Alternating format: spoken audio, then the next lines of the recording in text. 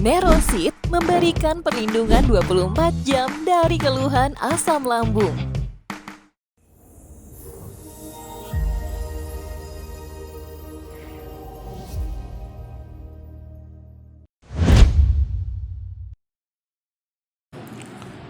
Assalamualaikum warahmatullahi wabarakatuh.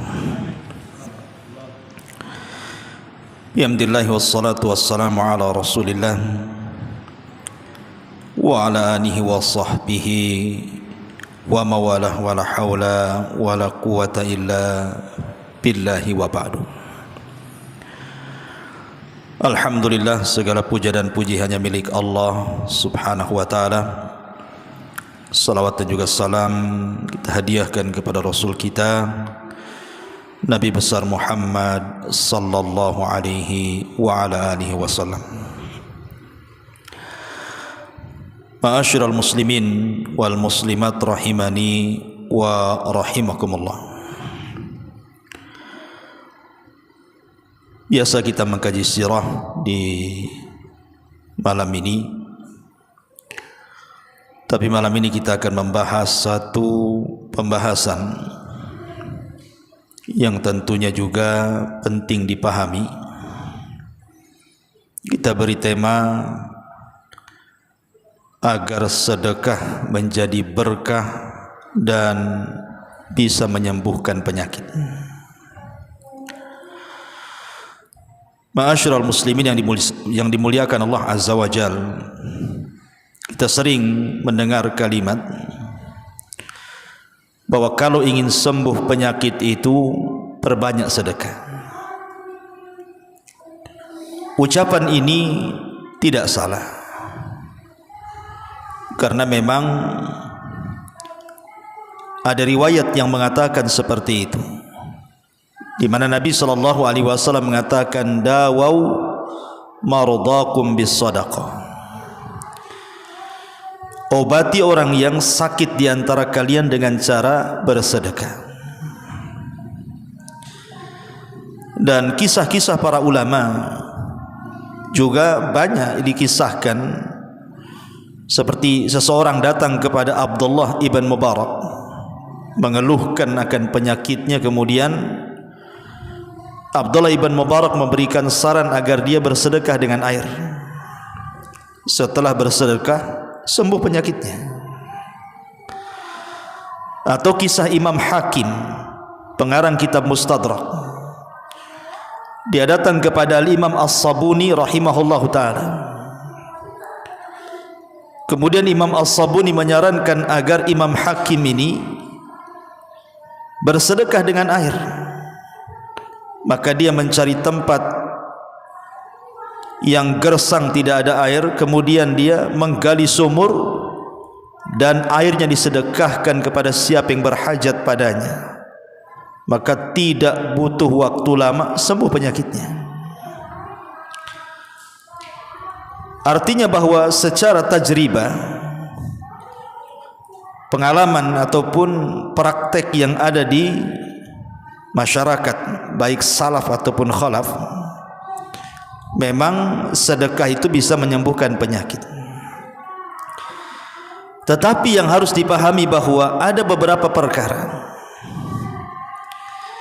yang perkara ini harus ada pada setiap orang yang berniat sedekah untuk menyembuhkan penyakitnya.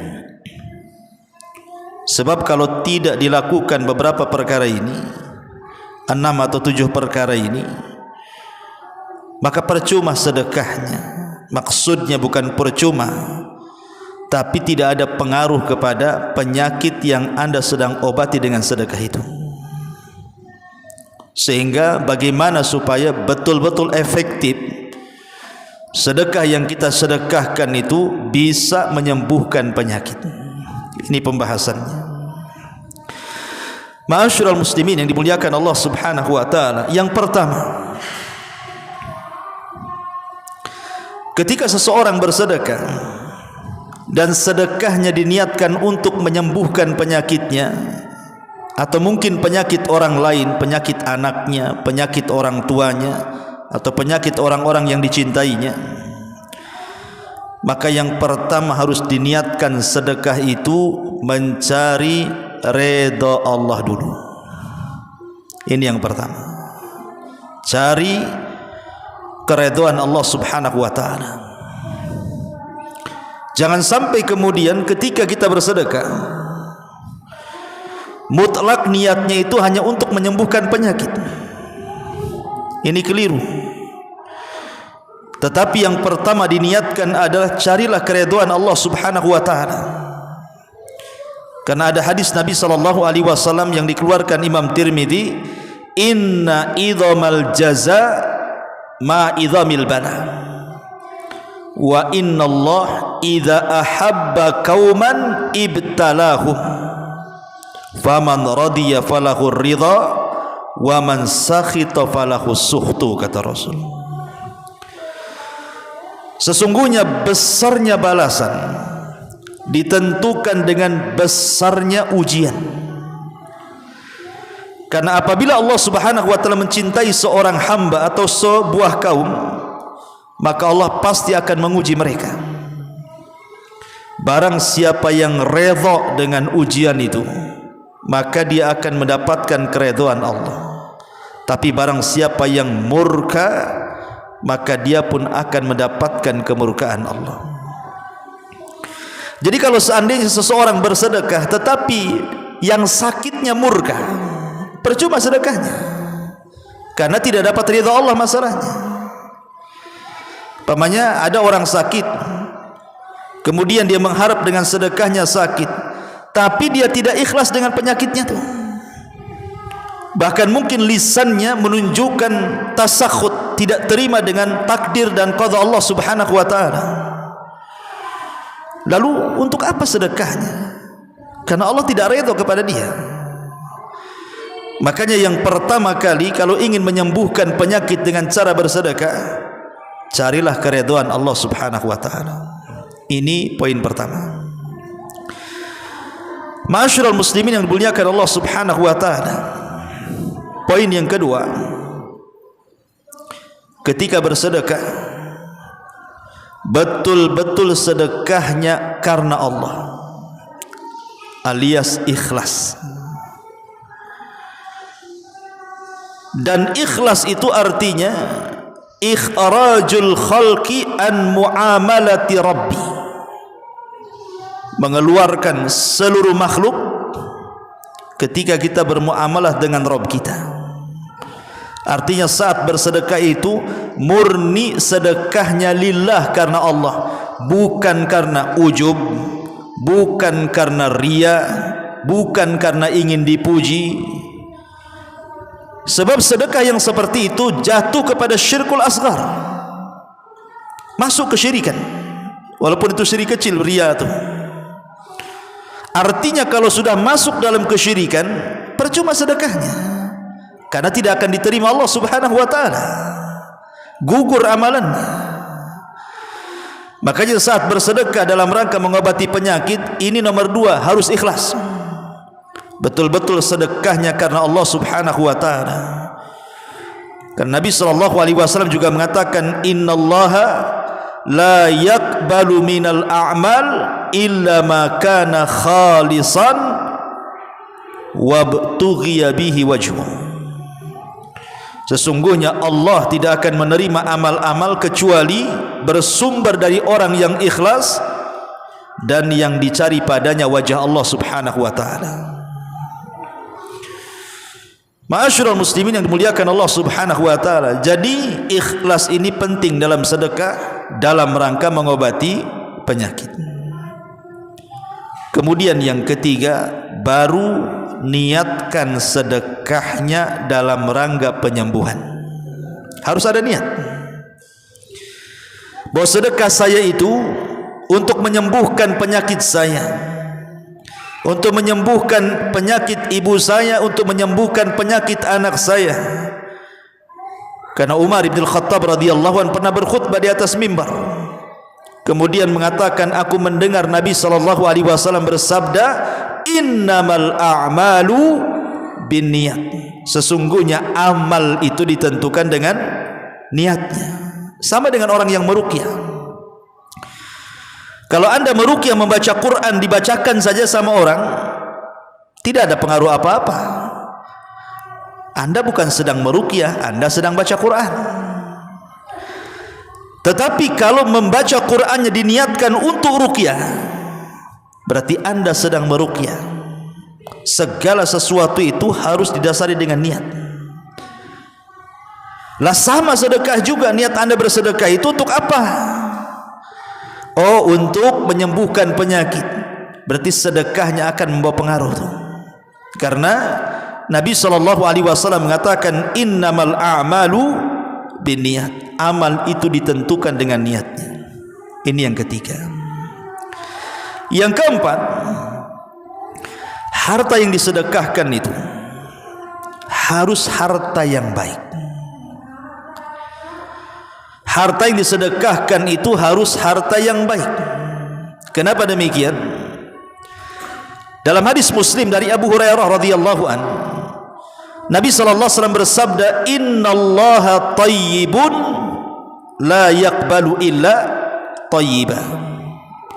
Sesungguhnya Allah itu baik, tidak menerima kecuali yang baik-baik.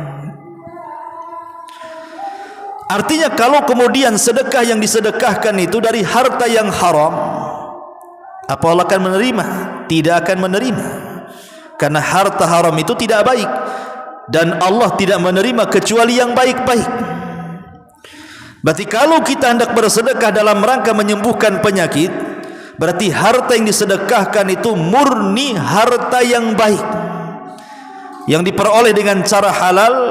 Dan juga barang yang disedekahkan atau makanan yang disedekahkan itu harus makanan yang baik, tidak membahayakan. Selain halal juga baik. Makanya kenapa hadis selanjutnya Rasul mengatakan innallaha amara bihil mu'minin bima amara bihil mursalin.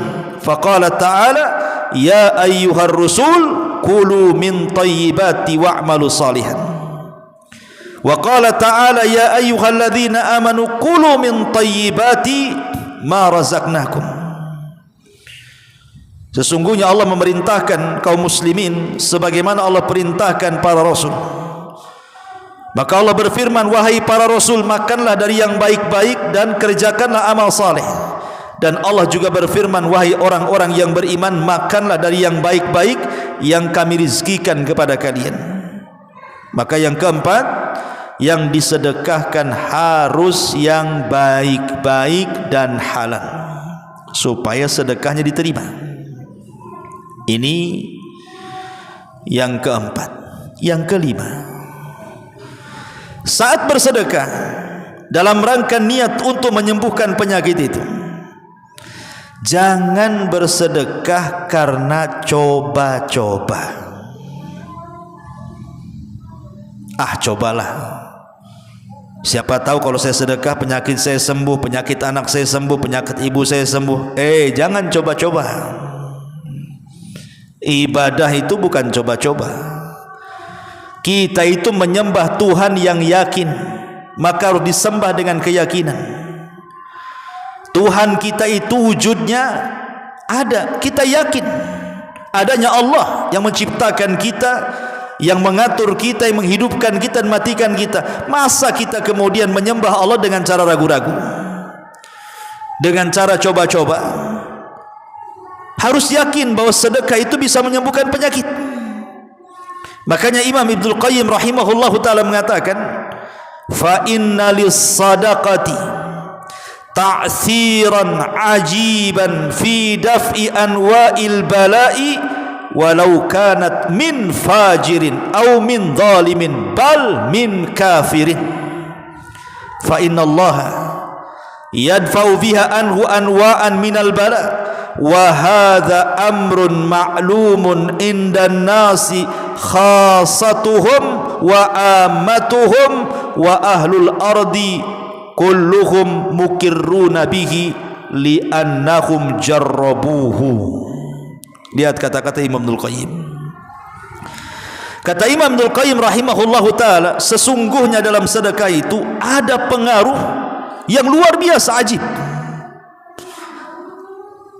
ketika menghilangkan berbagai macam ujian.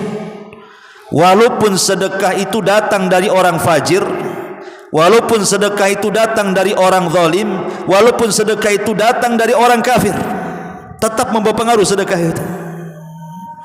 Karena Allah Subhanahu wa taala sudah banyak menghilangkan dengan sedekah berbagai macam bencana dan ujian, dan ini perkara yang maklum diketahui di tengah-tengah manusia, baik orang khususnya atau orang umumnya. Bahkan seluruh bumi pun mengakui bahwa sedekah itu pengaruhnya besar ketika mengangkat bencana. Lihat orang-orang kafir, orang-orang Yahudi, Nasrani, mereka bersedekah. Orang-orang musyrik pun mereka bersedekah, karena yakin sedekah itu membawa pengaruh. Nah, kalau orang-orang kafir, mereka yakin bahwa sedekah itu membawa pengaruh di dalam mengangkat sebuah bencana, lu kita pula orang Islam tidak yakin, sehingga kemudian coba-coba pula. Coba dulu kita. Kalau sembuh lanjut, kalau tak sembuh tak lanjut, katanya. Gimana? Ya, sedekahnya jangan main coba-coba. Ini yang keenam. Yang ketujuh, yang keenam, tiba-tiba ketika sudah bersedekah, sudah dia sumbang fakir miskin, sudah dia sumbang anak-anak yatim, sudah dia sumbang masjid-masjid, bahkan dia sumbang pesantren-pesantren, yayasan-yayasan, dan begitu seterusnya, kok nampaknya makin parah nih sakitnya nih. Orang tua malah dibawa ke UGD pula. Ini sudah banyak saya sedekah sana sini, kok tak ada pengaruh, katanya. Berhenti sajalah. Berhenti karena tidak ada pengaruh kepada penyakit. Ini bagian daripada ragu akan kekuasaan Allah. Berarti dia nggak yakin. Harus yakin. Ya, tidak boleh dihentikan. Buat apa saya sedekah, nggak sembuh-sembuh juga. Berarti kan niat sedekahnya itu kan murni karena dirinya, bukan karena Allah. Itu jatuh ke tidak ikhlasan nanti jatuhnya tuh. Maka tidak boleh seseorang itu tiba-tiba menghentikan sedekahnya gara-gara tidak ada pengaruh untuk kesembuhan penyakitnya tuh. Orang itu harus yakin, tidak boleh ragu dengan kekuasaan Allah Azza wa Jalla. Allah kalau mau bisa menyembuhkan seketika. Allah juga kalau mau bisa mematikan seketika. Allah itu ala kulli syai'in qadir. Lihat di zaman dulu ada seorang laki-laki yang tidak ada satupun dosa kecuali dilakukan dia. Sampai dalam riwayat itu asrafa ala nafsihi, betul-betul tidak bawa dosa satupun. Enggak bawa pahala sedikit pun, karena dia habiskan seumur hidupnya berbuat dosa. Saat menjelang ajalnya, ketakutan dia. Karena ketakutan kemudian dia kumpulkan anak-anaknya. Kemudian dia mengatakan, "Idza ana mittu fa ahrikuni." Kalau aku mati, bakar jasadku. Kemudian abuku letakkan di bagian mana di lautan yang ada di bumi ini. Kau letakkan lautan sana, kau letakkan lautan sini. Jangan satu lautan. Kemudian dia mengatakan, "Fa wallah la in qadarallah alayya la yu'adzibanni adzaban ma 'adzabahu ahadun minal alamin." Katanya. Sebab kalau Allah Subhanahu wa taala bisa membangkitkan aku, tentu Allah akan mengazab aku dengan azab yang tidak pernah dilakukan kepada siapapun di alam semesta ini. Lihat, orang ini menanamkan dirinya apa? Perang dengan Allah. Allah katakan fafirru ilallah, lari kau kepada Allah. Ini pula menjauh dari Allah, tidak mau dekat dengan Allah, tidak mau ketemu lagi dengan Allah. Dengan mengatakan, kalau aku mati bakar itu jasadku, kemudian abuku sebar di semua lautan. Sebab kalau Allah sanggup membangkitkan diriku, habislah aku, katanya. Allah akan azab diriku dengan azab yang belum pernah terjadi kepada siapapun di alam semesta ini, katanya. Dia tidak paham Allah itu ala kulli syai'in qadir. Ketika kemudian wasiatnya dilaksanakan oleh anak-anaknya, dia pun mati, dia pun dibakar, abunya disebar di semua lautan. Tiba-tiba Allah perintahkan bumi dan mengatakan ijma'i ma fiki minhu. Allah katakan kepada bumi, kumpulkan abu-abu orang yang disebar laut sana laut sini, kumpulkan wahai bumi jadi satu, balikkan jasadnya katanya. Allah yang perintahkan bumi, bumi nurut. Maka dikumpulkan semuanya, debu-debunya, abu-abunya, kemudian dibentuk lagi jadi dia, kemudian dihidupkan, kemudian dihadapkan di hadapan Allah Subhanahu wa ta'ala. Kemudian Allah mengatakan, ma hamalaka ala ma sana'ta ya fulan. Apa yang membuat kamu melakukan ini wahai fulan? Kau kira aku tidak sanggup membangkitkan kamu? Maka dia mengatakan, qala ya Rabb khasyatuka, tidak lain dan bukan karena takutku kepadamu. Karena melihat bahwa alasannya karena takut kepada Allah Azza wa Jal, akhirnya Allah ampuni dosa-dosanya dan Allah masukkan ia ke dalam surga. Tapi lihat, innallaha ala kulli syai'in qadir. Allah itu atas segala sesuatu maha mampu. Maka jangan kemudian kita katakan, buat apa sedekah? Toh sudah saya sedekah banyak, udah ratusan juta pun saya sedekah ini, penyakit saya makin parah, penyakit anak saya makin parah, sekarang ibu saya juga meninggal umpamanya, dan begitu seterusnya. Maka jangan mengatakan seperti ini, dan jangan melakukan seperti ini. Ini yang nomor 6. Yang nomor 7, ketika bersedekah, jangan menyakiti orang yang diberi sedekah dengan mengungkit-ungkit pemberian. Di dalam Al-Quran Allah Subhanahu wa ta'ala mengatakan, ya ayyuhalladzina amanu la tubtilu sadaqatikum bil manni wal adha. Wahai orang-orang yang beriman, jangan kalian batalkan sedekah-sedekah kalian dengan bil manni wal adha, dengan menyebut-nyebut ataupun menyakiti orang yang kita sedekahi. Percuma kita sedekahnya kalau sedekahnya dalam rangka menyakiti orang, mengungkit-ungkit pemberian kepada orang, enggak ada manfaat sedekahnya dan tidak bisa menyembuhkan penyakit yang seperti ini. Karena batal semua amalannya. Kalau batal semua amalannya, buat apa sedekahnya? Maka ini penting, tidak menyakiti orang yang diberi sedekah dengan mengungkit dan menyakiti orang yang disedekahi. Kemudian yang ke-8, boleh jadi kalau seandainya Anda sudah bersedekah, bukan sedikit, boleh jadi sudah ratusan juta, bahkan mungkin miliaran lah umpamanya. Anggap saja seperti itu. Kok tidak disembuh-sembuhkan penyakitnya? Kok penyakit saya malah lebih parah lagi atau makin parah? Anak saya makin parah sakitnya, orang tua saya makin parah. Saya sudah berusaha bersedekah, kok tak sembuh-sembuh pun. Ingat, ada 3 perkara yang harus Anda pahami. Ketika Allah Subhanahu wa ta'ala tidak mengabulkan permintaan kita dengan sedekah kita agar penyakit kita hilang, penyakit anak kita hilang, penyakit orang tua kita hilang, satu, boleh jadi Allah sedang mencintai orang yang sakit itu. Boleh jadi Allah sayang dengan orang yang sakit itu, sehingga sengaja tidak disembuh-sembuhkan sama Allah. 2, boleh jadi mungkin yang sakit itu banyak dosa. Mungkin dia banyak dosa, diperpanjanglah sakitnya supaya dosa-dosanya digugurkan, sehingga ketika dia lama sakit kemudian sembuh, sudah tak punya dosa lagi dia. Atau Allah sedang mengangkat derajatnya dan mempersiapkan tempatnya yang baik di sorga sana. Kita tidak tahu.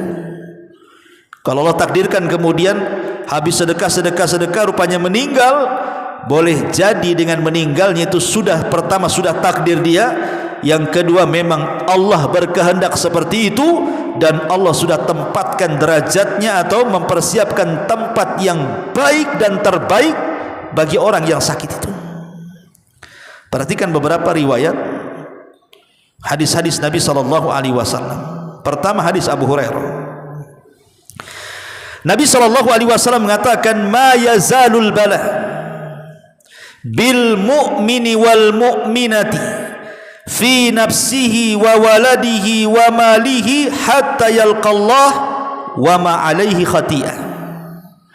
Akan senantiasa al-bala, ujian itu, dengan seorang mukmin ataupun kepada mukmin perempuan dan laki-laki.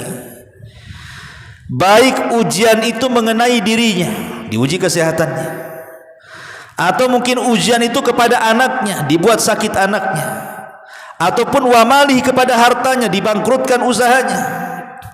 Akan senantiasa manusia itu diberikan 3 ujian itu, mungkin kepada diri kita, kepada anak kita, kepada usaha kita, sampai betul-betul dia berjumpa dengan Allah dan dia tidak memiliki sedikit pun kesalahan di hadapan Allah.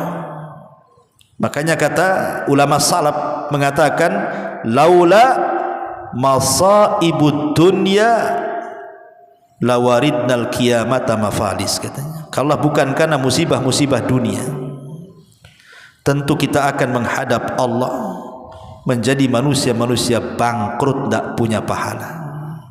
Kalau bukan karena musibah, tentu kita akan menghadap Allah itu menjadi orang bangkrut.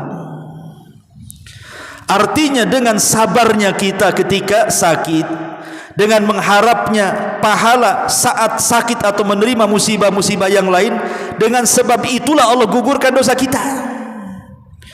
Karena ada sorga-sorga itu yang tidak bisa diraih dengan puasa, tidak bisa diraih dengan sholat, tidak bisa diraih dengan baca Quran, hanya bisa diraih dengan sabar. Dan tidak mungkin orang sabar kecuali ada musibah. Kalau tidak ada musibah, sabar dari apa? Harus musibah dulu baru ada sabar.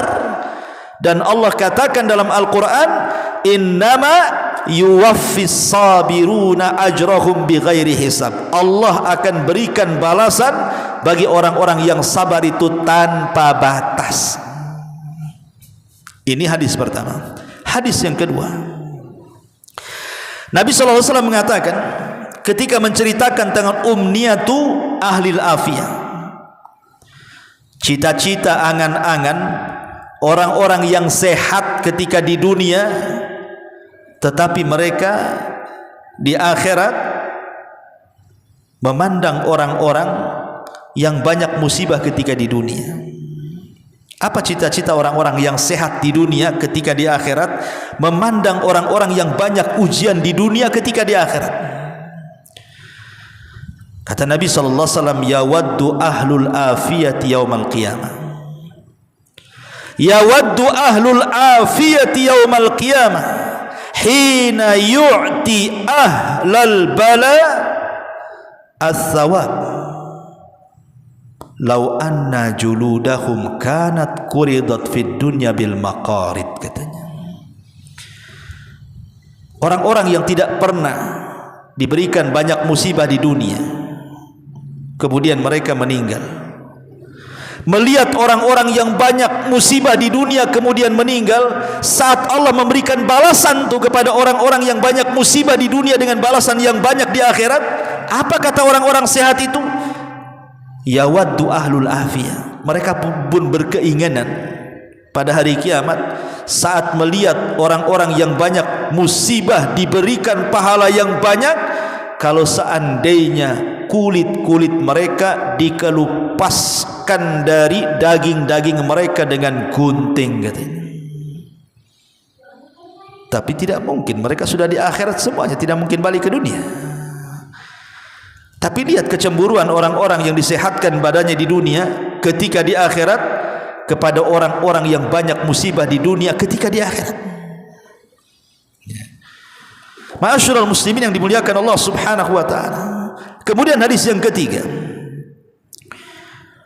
Nabi SAW mengatakan, innallaha idza ahabba qauman ibtalahum. Allah itu kalau cinta dengan sebuah kaum, pasti Allah akan menguji kaum tersebut. Artinya orang sakit itu kalau dia sabar mengharap pahala Allah dan juga tidak kunjung sembuh, itu tanda Allah cinta kepada dia. Ya. Dan Nabi juga mengatakan, idza maridul abdu aw safar kutiba lahu mithlu ma kana ya'malu muqiman sahihan. Apabila seorang hamba sakit atau safar, maka aktivitas ketika sehat, baik baca Qur'annya, baik solat malamnya, baik puasanya, tiba-tiba dia sakit tidak bisa mengerjakan itu lagi, tetap dicatat seperti kebiasaan sehatnya. Kan enak tuh ya. Jadi waktu kita sehat kita bisa sholat malam, ketika kita sehat kita bisa puasa, ketika kita sehat kita bisa baca Quran, kita bisa zikir, kita bisa silaturahim, berkumpul kawan-kawan dan begitu seterusnya, hadir di majelis taklim. Ketika sakit semua tidak bisa dikerjakan. Tetapi kalau memang kebiasaan sebelum sakitnya dia beramal saleh, maka ketika sakit walaupun dia tidak bisa mengerjakan tetap dapat pahala dari kebiasaan-kebiasaan yang dia lakukan tuh, walaupun dia tidak melakukannya. Kan enak tuh orang sakit itu ya, kalau di situnya enak gitu ya, kalau sakitnya tak enak lah gitu. Artinya dari segi pahalanya kan enak, nggak melakukan sesuatu, nggak sholat malam, tetap dapat pahala sholat malam, karena kebiasaan ketika sehatnya sholat malam. Ketika dia sakit dapat pahala puasa, padahal dia tidak puasa, karena kebiasaan ketika sehatnya dia suka puasa. Luar biasa ya. Ma'asyiral muslimin yang dimuliakan Allah subhanahu wa ta'ala. Makanya Sufyan Ats-Tsauri rahimahullahu ta'ala mengatakan apa? Laisa bifaqihin man lam yu'addul bala'u ni'matan warrakha'u musibatan. Bagus sekali perkataan Sufyan Ats-Tsauri ini. Kata dia bilang apa? Laisa bifaqih, bukanlah orang itu dikatakan cerdas.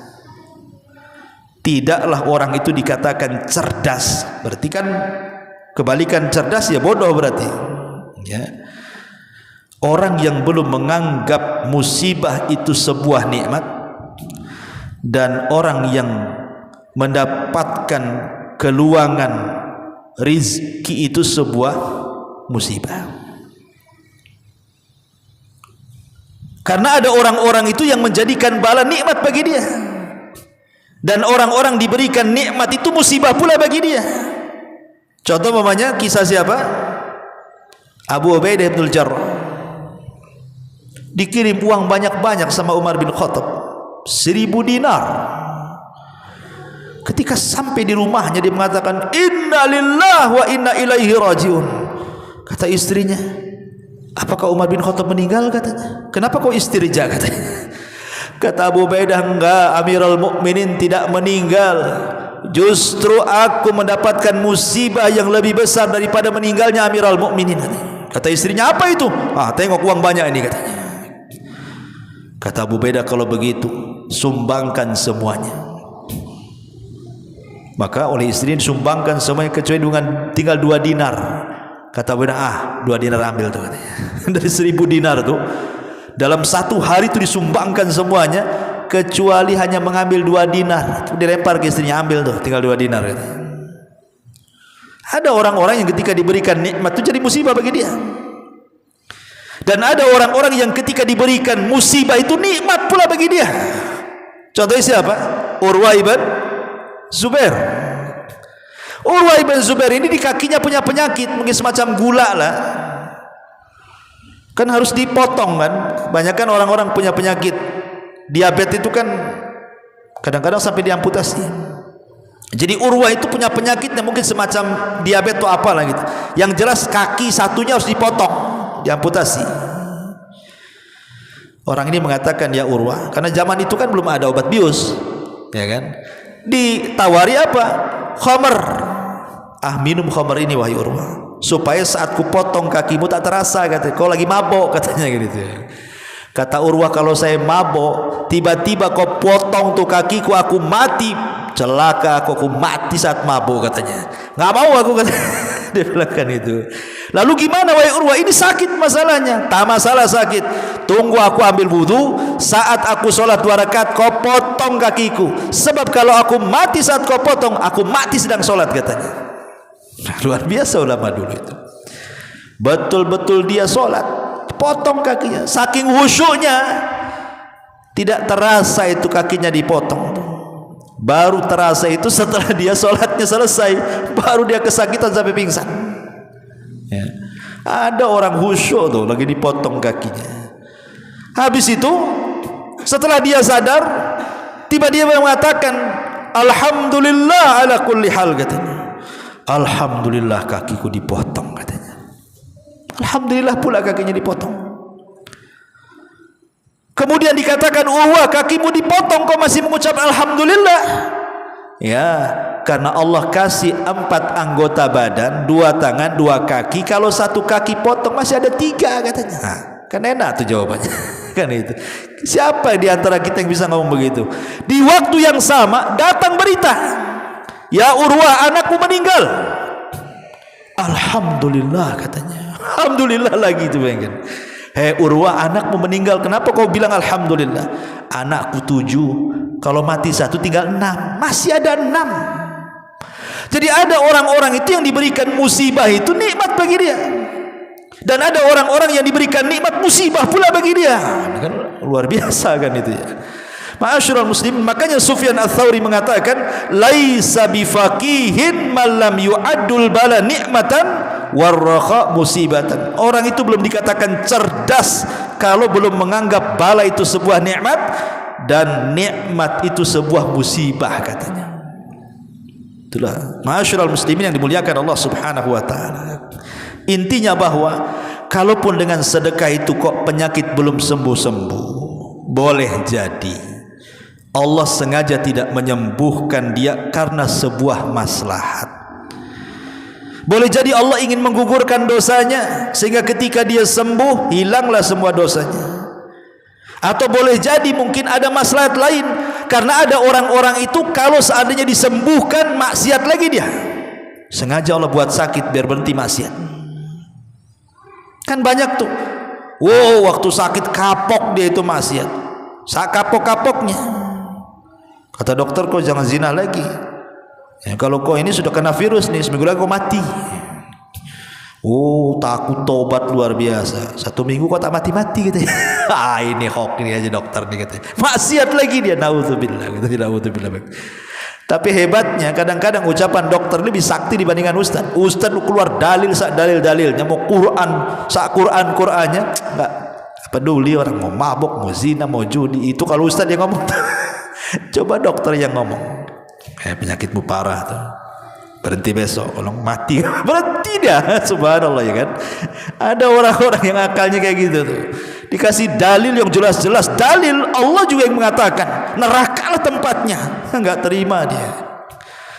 Ya, ma'asyiral muslimin yang dimuliakan Allah Azza wa Jalla. Jadi boleh jadi mungkin sengaja disakitkan supaya dia tidak maksiat, atau sengaja kalaupun Allah takdirkan dia meninggal dan dia sudah bersedekah untuk kesembuhannya, boleh jadi pahala sedekah ini akan mengalir saat dia meninggal. Dan itu pula yang menjadikan pahala dirinya, karena orang yang meninggal ketika masuk ke liang lahat, apa ucapannya? Laula akhartani ila ajalin qarib la asaddaqa wa akum minas salihin. Ya Rabb, kalau kau hidupkan aku sesaat saja ke bumi, aku akan sedekah. Dia sudah sedekah, ya. Dia sudah sedekah saat kematiannya. Dia habiskan hartanya untuk sedekah, tapi Allah takdirkan dia mati. Boleh jadi itu menjadi mempermudah kehidupan dia setelah kematiannya. Jangan kemudian kita katakan, percuma, tahu nggak sembuh sampai mati, buat apalah sedekah. Bagus saya makan kan, itulah. Dia tidak paham itu. Sedekah itu pengaruhnya bukan di dunia saja, sampai ke akhirat. Bahkan sangat pengaruh saat di padang mahsyar. Sedekah itu akan jadi naungan di kepala kita. Saat matahari, semua tersengat matahari di atas kepala 1 mil, orang-orang yang suka bersedekah dia nggak kepanasan itu. Kenapa? karena sedekah akan menjadi naungan bagi dia pada hari kiamat. Sab'atun yudhilluhumullahu fi dhillihi yawma la dhilla illa dhilluh. Ada 7 kelompok akan mendapatkan naungan Allah di hari yang tidak ada naungan kecuali naungannya. Salah satunya apa? Rajulun tasaddaqat biyaminih la hatta la tu'lam shimaluh. Seorang laki-laki yang bersedekah dengan tangan kanannya, tangan kirinya tak tahu. Subhanallah, ya. Ma'asyiral muslimin yang muliakan Allah Azza wa Jalla, tapi yakinlah seyakin-yakinnya bahwa Rasul pernah mengatakan tadawau mardhakum bisadaqah. Obati orang yang sakit di antara kalian dengan sedekah. Artinya salah satu penyembuh. Ingat, sedekah ini bukan hanya menyembuhkan penyakit biasa. Penyakit yang luar biasa saja bisa sembuh. Penyakit yang rumah sakit angkat tangan menanganinya, semua dokter angkat tangan untuk mengobatinya. Tapi Allah Subhanahu wa ta'ala, dialah yang menurunkan penyakit, dia juga yang mengangkat penyakit. Allah yang menurunkan penyakit, Allah juga menurunkan obatnya. Harus yakin itu. Makanya kalau jadi pengobat, salah satunya nasihat untuk sedekah tuh. Pak Edi kalau bekam atau apa gitu kan, habis dibekam biar sembuh, sedekah ke Nurul Ilmi gitu. Promosi bulan Nurul Ilmi kan gitu. Sedekah tuh di Nurul Ilmi lagi bangun masjid tuh. Nah, biar cepat sembuh. Nah, gitu maksudnya. Kasihlah dalil-dalil banyak-banyak kan gitu. Saya contohkan beberapa kisah nyata ya. Kisah nyata ini. Tadi saya sudah sebutkan 2 kisah. Kisah seseorang yang datang kepada Imam Abdullah ibn Mubarak. Kemudian orang ini punya penyakit, kata Abdullah ibn Mubarak, sedekahlah dengan air, tiba-tiba sembuh penyakitnya dengan izin Allah. Kemudian juga kisah Imam Hakim, pengeluar hadis, karyanya Mustadrak Imam Hakim. Kalau kita baca hadis rawahu Hakim, telah meriwayatkan Hakim kan itu. Dia pernah sakit, kemudian datang kepada Imam As-Sabuni. Kemudian kata Imam As-Sabuni, sedekah dengan air sembuh penyakitnya. Atau contohnya, aqimatun tasaddaqat farazaqahallahu bitau amaini. Ada kisah, ada seorang wanita mandul. Dia bersedekah, hamil langsung sekali lahir kembar. Luar biasa, ya. Dan itu dijelaskan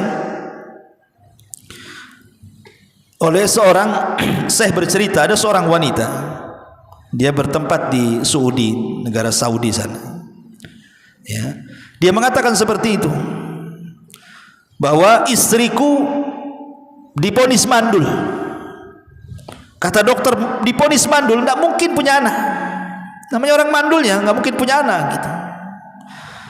Tapi setelah dia mendengarkan khutbah seorang syekh tentang bagaimana sedekah itu bisa mengangkat bala, mengangkat ujian gitu kan, dia pun terus bersedekah tidak henti-hentinya, diniatkan supaya dia punya anak. Subhanallah, akhirnya istrinya hamil, sekali hamil keluar 2 kembar pula.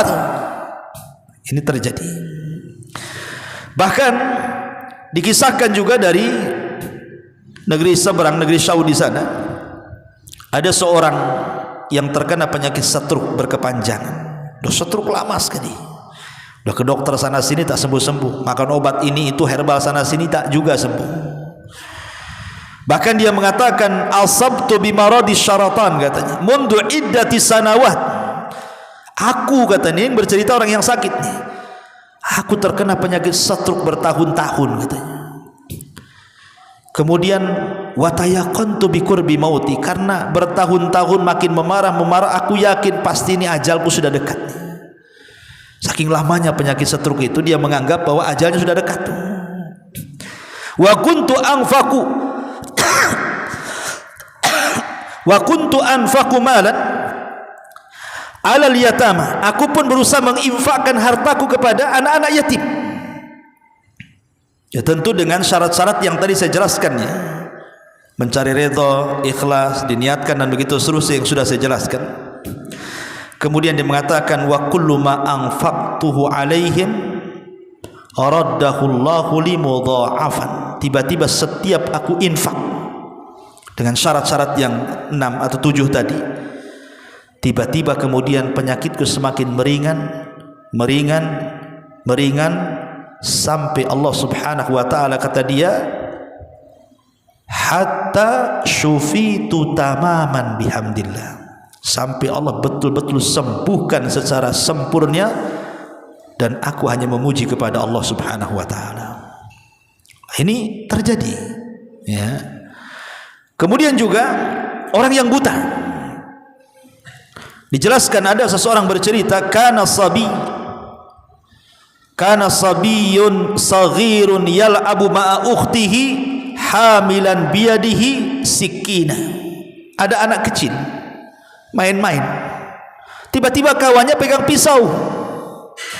Entah ceritanya gimana, namanya anak-anak kecil tidak paham kan, dipukulkanlah pisau itu ke mata kawannya, kena matanya, buta sebelah, ya. Akhirnya kemudian kata, ini yang bercerita bapaknya, kemudian aku pun segera membawa ke mustasfa. Aku khawatir, ya, aku bawa dia ke Riyadh, ke rumah sakit di Riyadh sana. Aku khawatir. Ketika kemudian para atibba, para dokter-dokter itu sudah memeriksanya dan Allah takdirkan rupanya satu dari kedua matanya tidak bisa disembuhkan, buta, ya. Akhirnya kemudian dia pun sedih. Kemudian dia terus berdoa kepada Allah Subhanahu wa taala agar dikembalikan pandangan anaknya. Kemudian dia pun terus bersedekah. Subhanallah, tidak ada yang mustahil bagi Allah. Anak itu kemudian sembuh dan bisa melihat. Tidak ada yang mustahil. Imam Bukhari itu kan buta waktu bayi, tidak bisa melihat.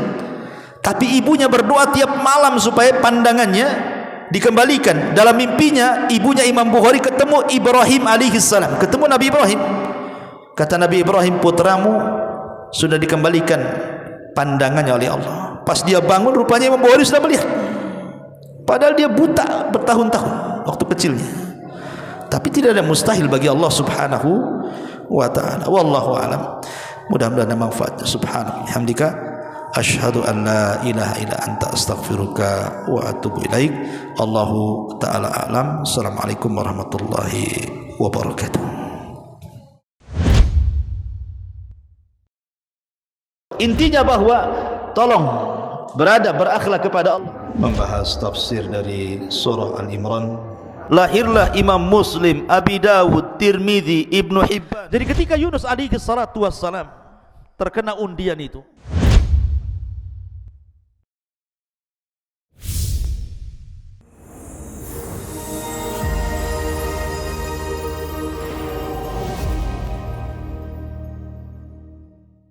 Nerosit memberikan perlindungan 24 jam dari keluhan asam lambung. Nerosit memberikan perlindungan 24 jam dari keluhan asam lambung. Nerosit memberikan perlindungan 24 jam dari keluhan asam lambung.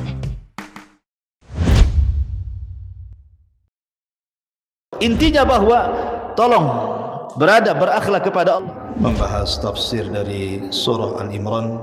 Lahirlah Imam Muslim, Abi Dawud, Tirmidzi, Ibnu Hibban. Jadi ketika Yunus alaihi salatu wassalam terkena undian itu,